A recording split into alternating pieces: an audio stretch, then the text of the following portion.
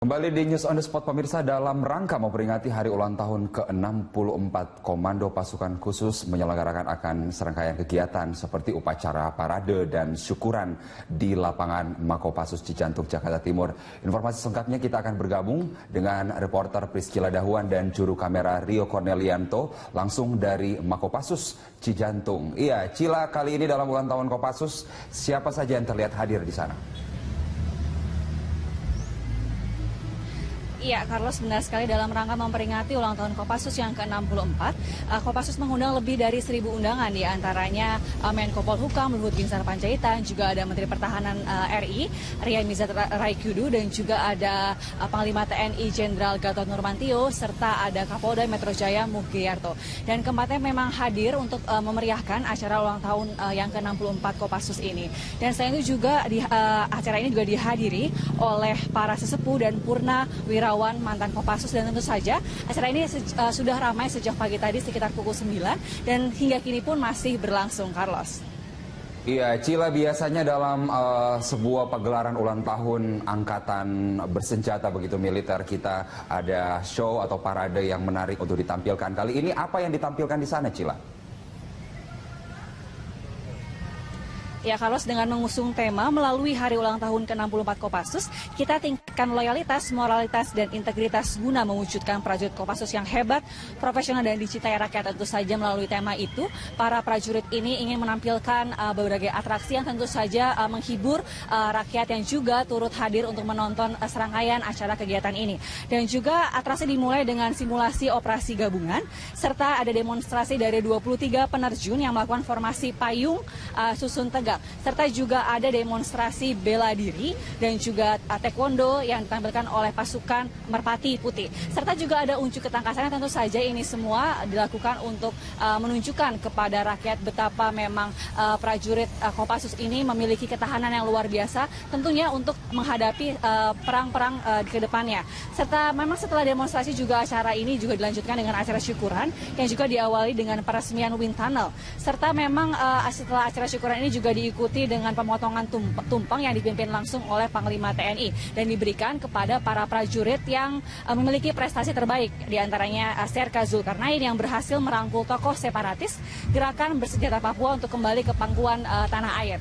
Dan juga ada Sertu Desi yang juga turut mendapatkan penghargaan dengan menjuarai kejuaraan terjun payung hingga tingkat dunia. Dan memang kalau sebelum puncak acara ulang tahun ini memang diadakan serangkaian kegiatan lain sejak minggu lalu, diantaranya ada silaturahmi ke berbagai sesepuh mantan Danjen Kopassus, ada lomba memancing, ada bakti sosial, serta ada gerak jalan santai dan juga servis motor gratis yang juga diperuntukkan untuk rakyat. Serta ada juga lomba lari maraton 64 km, serta ada pemecahan rekor muri yang tentu saja serangkaian acara ini diperuntukkan untuk rakyat Indonesia. Dan memang hingga kini pun acara masih berlangsung dengan serangkaian acara hiburan dan juga para artis ibu kota yang juga turut menghibur dan menampilkan berbagai juga nyanyian dan tarian-tarian bersama dengan ribuan prajurit Kopassus yang ada di sini. Demikian, Carlos. Baik, terima kasih Priscila Dahuan atas informasi dari Anda langsung dari HUT Kopassus pada hari ini. Ya, selamat siang pemirsa dimanapun Anda berada. Senang sekali kami berdua, ada saya Arti Kinos dan rekan saya Grace Blessing bisa kembali menjumpai Anda dan tentunya akan menemani Anda selama 60 menit ke depan. Dan kami akan memberikan tayangan yang menarik, menambah wawasan Anda dan pastinya inspiratif. Inilah Metro Plus yang selengkapnya. Baiklah pemirsa, sudah hampir 3 minggu 10 warga negara Indonesia masih disandra oleh kelompok Abu Sayyaf di Filipina. Berbagai upaya terus dilakukan, salah satunya adalah mempersiapkan operasi militer jika memang diizinkan oleh pemerintah Filipina. Indonesia juga harus atau mungkin sudah siap untuk terjun langsung membebaskan para sandera, ya. Betul banget, Pil. Sebenarnya pemerintah Filipina sendiri sudah mengambil langkah tegas dengan mengirimkan pasukan elit mereka. Namun sayangnya 18 prajurit tewas di tangan pemberontak. Ya, pasukan militer Indonesia sendiri sudah siap jika memang diberi izin oleh pemerintah Filipina untuk melakukan pembebasan. Namun sampai sekarang sayang sekali belum diberikan izin tersebut. Dan harus diakui sebenarnya pasukan elit Indonesia yang dimiliki oleh TNI sudah diakui sebenarnya kehebatannya oleh negara luar, ya. Iya, saya setuju banget, Kina. Dan kita akan sama-sama menyaksikan seperti apa sih pasukan elit yang dimiliki oleh Tentara Nasional Indonesia. Tayangannya berikut ini.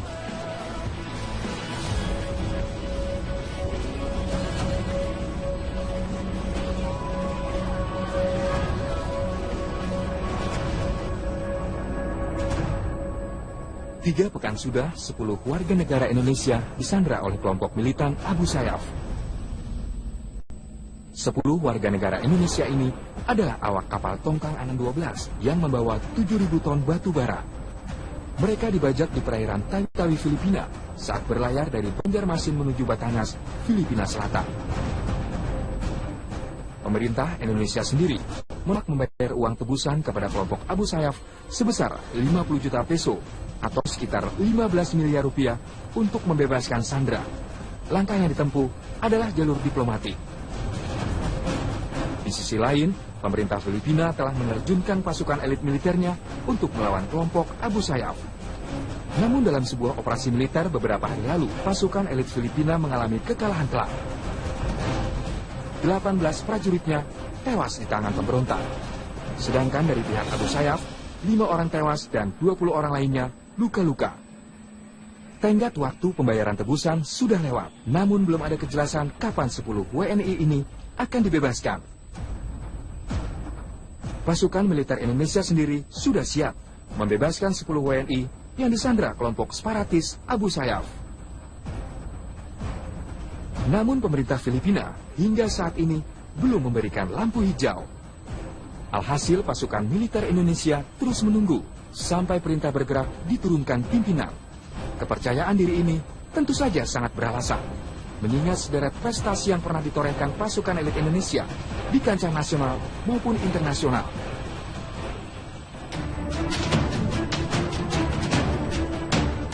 Nah, seperti apa kekuatan yang dimiliki pasukan elit Indonesia? Data Semen Bravo 90 atau Den Bravo 90. Pasukan elit ini dibentuk secara terbatas di lingkungan Korps Pasukan Khas TNI Angkatan Udara pada tahun 1990. Satuan khusus ini memiliki tugas untuk melawan kekuatan udara musuh. Sasaran mereka adalah pangkalan atau alat utama sistem persenjataan agar kekuatan udara lawan lumpuh. Den Bravo 90 dilengkapi persenjataan canggih, diantaranya senapan heavy barrel yang bisa diandalkan.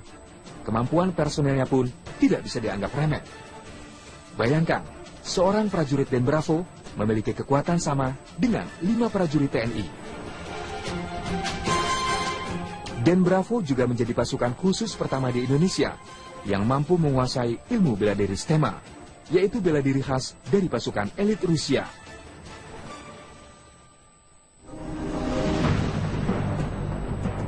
Komando Pasukan Khusus atau Kopassus, pasukan elit yang dimiliki oleh TNI Angkatan Darat ini dibentuk pada 16 April 1952. Kopassus memiliki kemampuan bergerak cepat di setiap medan, menembak dengan tepat, pengintaian, intelijen, hingga anti-teror.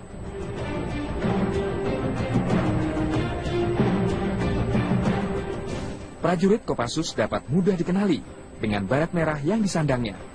Pasukan ini pun sering disebut sebagai pasukan baret merah. Kemampuannya pun luar biasa. Ibaratnya satu prajurit Kopassus bisa disamakan dengan 8 prajurit TNI biasa. Menurut Discovery Channel Military edisi 2008, Kopassus berada di posisi 3 pasukan elit dunia. Pada pertemuan Elite Force di Wiener, Austria, Kopassus meraih peringkat kedua dalam melakukan operasi militer strategis. Dan lebih dari 80% para perwira Kopassus berpartisipasi dalam acara pelatihan militer di Afrika.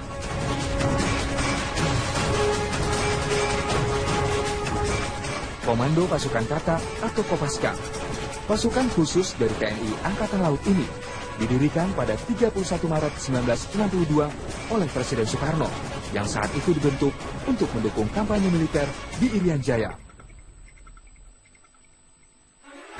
Tugas utamanya menyerbu kapal dan pangkalan musuh, menghancurkan instalasi bawah air, penyiapan perebutan pantai, dan operasi pendaratan kekuatan amfibi.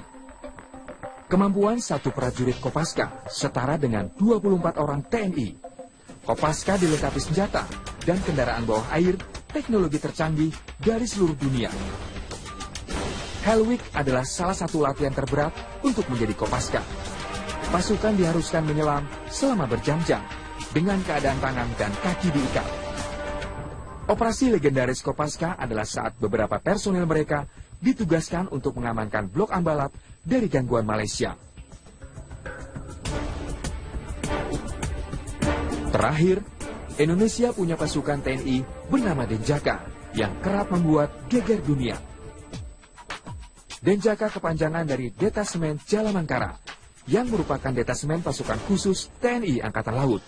Dibentuk pada 13 November 1984. Denjaka terdiri dari satuan gabungan antara personel Kopaska dan Yontai VIP Korps Marinir TNI AL. Denjaka memiliki tugas sebagai satuan anti-teror, baik di darat atau di laut. Untuk segi tingkat kemampuan, satu orang Denjaka setara dengan 120 orang TNI. Menjadi anggota Denjaka tidak semudah yang dibayangkan. Latihannya sangatlah berat.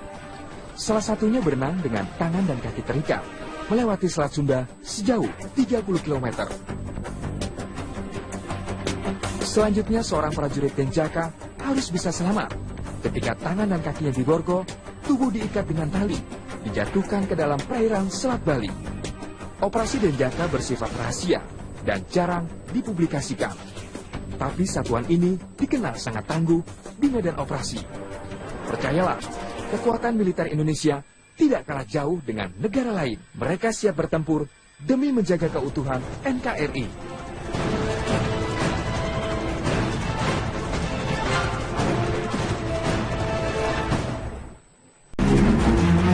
Pemirsa, gempa hebat dengan kekuatan 7,3 skala Richter kembali mengguncang Jepang dini hari tadi setelah gempa kecil sebelumnya mendahului menewaskan 9 orang. Hingga kini jumlah korban pasti belum diketahui, namun menurut otoritas setempat banyak warga yang terperangkap di dalam rumah maupun gedung yang runtuh. Proses evakuasi korban gempa di Kumamoto, Jepang masih berlanjut hingga Sabtu waktu setempat. Sedikitnya 11 pelajar dilaporkan terjebak di dalam reruntuhan apartemen mereka. Pihak kepolisian menyatakan 6 orang tewas di area Minamiaso. Gempa kali ini juga menghancurkan sejumlah infrastruktur jalan dan juga bangunan dan bahkan menimbulkan ledakan disertai kepulan asap tebal. Sementara itu, gempa susulan juga terjadi di sejumlah wilayah di Jepang. Gempa terjadi di wilayah Kumamoto pukul 1:25 dini hari tadi. Badan Meteorologi Jepang sempat menyatakan tsunami akan terjadi dengan ketinggian mencapai 1 meter di pesisir barat Kumamoto. Namun peringatan diturunkan 1 jam kemudian. Hingga Sabtu dini hari tadi gempa susulan kecil masih terus terjadi beberapa menit. Menurut salah satu korban gempa yang berada di dunia, pada pertemuan Elite Force di Wiener, Austria, Kopassus meraih peringkat kedua dalam melakukan operasi militer strategis. Dan lebih dari 80% para perwira Kopassus berpartisipasi dalam acara pelatihan militer di Afrika.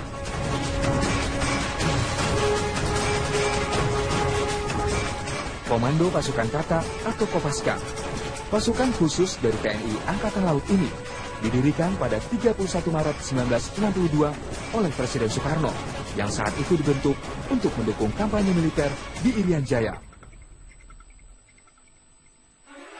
Tugas utamanya menyerbu kapal dan pangkalan musuh, menghancurkan instalasi bawah air, penyiapan perebutan pantai, dan operasi pendaratan kekuatan amfibi. Kemampuan satu prajurit Kopaska setara dengan 24 orang TNI. Kopaska dilengkapi senjata dan kendaraan bawah air teknologi tercanggih dari seluruh dunia. Hell Week adalah salah satu latihan terberat untuk menjadi Kopaska. Pasukan diharuskan menyelam selama berjam-jam dengan keadaan tangan dan kaki diikat. Operasi legendaris Kopaska adalah saat beberapa personel mereka ditugaskan untuk mengamankan blok Ambalat dari gangguan Malaysia. Terakhir, Indonesia punya pasukan TNI bernama Denjaka yang kerap membuat geger dunia. Denjaka kepanjangan dari Detasemen Jalamangkara yang merupakan detasemen pasukan khusus TNI Angkatan Laut. Dibentuk pada 13 November 1984.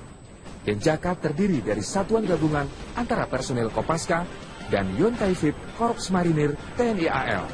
Denjaka memiliki tugas sebagai satuan anti-teror, baik di darat atau di laut. Untuk segi tingkat kemampuan, satu orang Denjaka setara dengan 120 orang TNI. Menjadi anggota Denjaka tidak semudah yang dibayangkan. Latihannya sangatlah berat. Salah satunya berenang dengan tangan dan sampai perintah bergerak diturunkan pimpinan.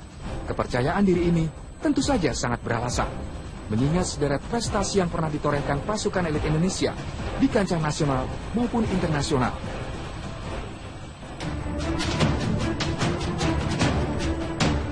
Nah, seperti apa kekuatan yang dimiliki pasukan elit Indonesia?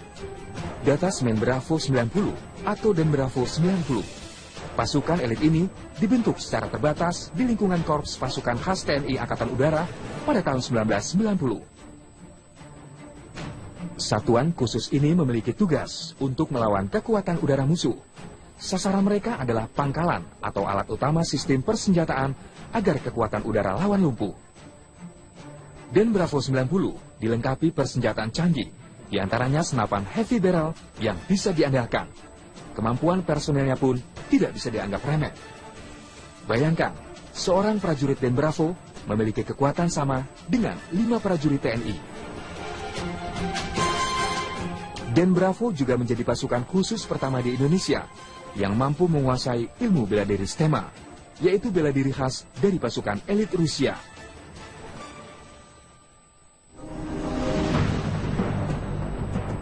Komando Pasukan Khusus atau Kopassus, pasukan elit yang dimiliki oleh TNI Angkatan Darat ini dibentuk pada 16 April 1952. Kopassus memiliki kemampuan bergerak cepat di setiap medan, menembak dengan tepat, pengintaian, intelijen, hingga anti-teror.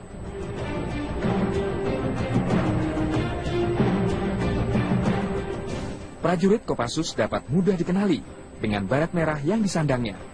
Pasukan ini pun sering disebut sebagai pasukan baret merah. Kemampuannya pun luar biasa. Ibaratnya satu prajurit Kopassus bisa disamakan dengan 8 prajurit TNI biasa. Menurut Discovery Channel Military edisi 2008, Kopassus berada di posisi 3 pasukan elit. Tentunya untuk menghadapi perang-perang ke depannya. Serta memang setelah demonstrasi juga acara ini juga dilanjutkan dengan acara syukuran yang juga diawali dengan peresmian wind tunnel. Serta memang setelah acara syukuran ini juga diikuti dengan pemotongan tumpeng yang dipimpin langsung oleh Panglima TNI dan diberikan kepada para prajurit yang memiliki prestasi terbaik. Di antaranya Serka Zulkarnain yang berhasil merangkul tokoh separatis gerakan bersenjata Papua untuk kembali ke pangkuan tanah air. Dan juga ada Sertu Desi yang juga turut mendapatkan penghargaan dengan menjuarai kejuaraan terjun payung hingga tingkat dunia. Dan memang kalau sebelum puncak acara ulang tahun ini memang diadakan serangkaian kegiatan lain sejak minggu lalu, diantaranya ada silaturahmi ke berbagai sesepuh mantan Danjen Kopassus, ada lomba memancing, ada bakti sosial, serta ada gerak jalan santai dan juga servis motor gratis yang juga diperuntukkan untuk rakyat. Serta ada juga lomba lari maraton 64 km, serta ada pemecahan rekor muri yang tentu saja serangkaian acara ini diperuntukkan untuk rakyat Indonesia. Dan memang hingga kini pun acara masih berlangsung dengan serangkaian acara hiburan dan juga para artis ibu kota yang juga turut menghibur dan menampilkan berbagai juga nyanyian dan tarian-tarian bersama dengan ribuan prajurit Kopassus yang ada di sini. Demikian, Carlos. Baik, terima kasih Priscila Dahwan atas informasi dari Anda langsung dari HUT Kopassus pada hari ini. Ya, selamat siang pemirsa dimanapun Anda berada. Senang sekali kami berdua, ada saya Arti Kinos dan rekan saya Grace Blessing bisa kembali menjumpai Anda dan tentunya akan menemani Anda selama 60 menit ke depan. Dan kami akan memberikan tayangan yang menarik, menambah wawasan Anda dan pastinya inspiratif. Inilah Metropos yang selengkapnya. Baiklah pemirsa, sudah hampir 3 minggu 10 warga negara Indonesia masih disandra oleh kelompok Abu Sayyaf di Filipina. Berbagai upaya terus dilakukan, salah satunya adalah mempersiapkan operasi militer jika memang diizinkan oleh pemerintah Filipina. Indonesia juga harus atau mungkin sudah siap untuk terjun langsung membebaskan para sandera ya. Betul banget, Pil. Sebenarnya pemerintah Filipina sendiri sudah mengambil langkah tegas dengan mengirimkan pasukan elit mereka. Namun sayangnya 18 prajurit tewas di tangan pemberontak. Ya, pasukan militer Indonesia sendiri sudah siap jika memang diberi izin oleh pemerintah Filipina untuk melakukan pembebasan. Namun sampai sekarang sayang sekali belum diberikan izin tersebut. Dan harus diakui sebenarnya pasukan elit Indonesia yang dimiliki oleh TNI sudah diakui sebenarnya kehebatannya oleh negara luar ya. Iya, saya setuju banget Kina. Dan kita akan sama-sama menyaksikan seperti apa sih pasukan elit yang dimiliki oleh Tentara Nasional Indonesia. Tayangannya berikut ini.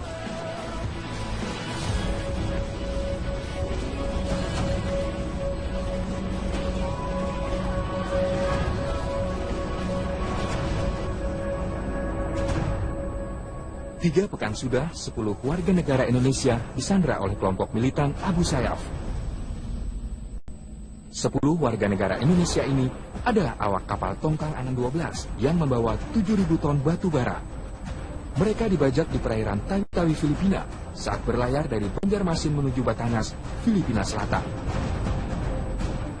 Pemerintah Indonesia sendiri menolak membayar uang tebusan kepada kelompok Abu Sayyaf sebesar 50 juta peso atau sekitar 15 miliar rupiah untuk membebaskan sandera.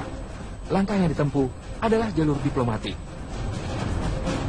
Di sisi lain, pemerintah Filipina telah menerjunkan pasukan elit militernya untuk melawan kelompok Abu Sayyaf. Namun dalam sebuah operasi militer beberapa hari lalu, pasukan elit Filipina mengalami kekalahan telak. 18 prajuritnya tewas di tangan pemberontak. Sedangkan dari pihak Abu Sayyaf, 5 orang tewas dan 20 orang lainnya luka-luka. Tenggat waktu pembayaran tebusan sudah lewat, namun belum ada kejelasan kapan 10 WNI ini akan dibebaskan. Pasukan militer Indonesia sendiri sudah siap membebaskan 10 WNI yang disandra kelompok separatis Abu Sayyaf.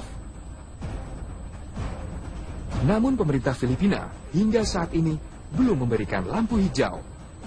Alhasil pasukan militer Indonesia terus menunggu. Kembali di News on the Spot pemirsa, dalam rangka memperingati hari ulang tahun ke-64 Komando Pasukan Khusus menyelenggarakan akan serangkaian kegiatan seperti upacara parade dan syukuran di lapangan Makopassus Cijantung, Jakarta Timur. Informasi selengkapnya kita akan bergabung dengan reporter Priscilla Dahuan dan juru kamera Rio Cornelianto langsung dari Makopassus Cijantung. Iya, Cila, kali ini dalam ulang tahun Kopassus, siapa saja yang terlihat hadir di sana? Iya, Carlos, benar sekali dalam rangka memperingati ulang tahun Kopassus yang ke-64. Kopassus mengundang lebih dari 1.000 undangan, di antaranya Menko Polhukam Luhut Binsar Panjaitan, juga ada Menteri Pertahanan RI, Ria Mizar Raikudu, dan juga ada Panglima TNI Jenderal Gatot Nurmantio, serta ada Kapolda Metro Jaya Mugyarto. Dan keempatnya memang hadir untuk memeriahkan acara ulang tahun yang ke-64 Kopassus ini. Dan selain itu juga acara ini juga dihadiri oleh para sesepuh dan purna wirawan mantan Kopassus, dan tentu saja acara ini sudah ramai sejak pagi tadi sekitar pukul 9 dan hingga kini pun masih berlangsung, Carlos.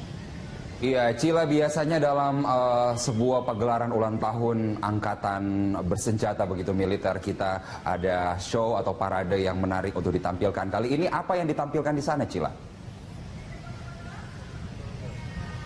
Ya, Carlos, dengan mengusung tema melalui hari ulang tahun ke-64 Kopassus, kita tingkatkan loyalitas, moralitas, dan integritas guna mewujudkan prajurit Kopassus yang hebat, profesional, dan dicintai rakyat. Tentu saja melalui tema itu, para prajurit ini ingin menampilkan berbagai atraksi yang tentu saja menghibur rakyat yang juga turut hadir untuk menonton serangkaian acara kegiatan ini. Dan juga atraksi dimulai dengan simulasi operasi gabungan, serta ada demonstrasi dari 23 penerjun yang melakukan formasi payung susun tegak. Serta juga ada demonstrasi bela diri dan juga taekwondo yang ditampilkan oleh pasukan Merpati Putih. Serta juga ada unjuk ketangkasan, tentu saja ini semua dilakukan untuk menunjukkan kepada rakyat betapa memang prajurit Kopassus ini memiliki ketahanan yang luar biasa.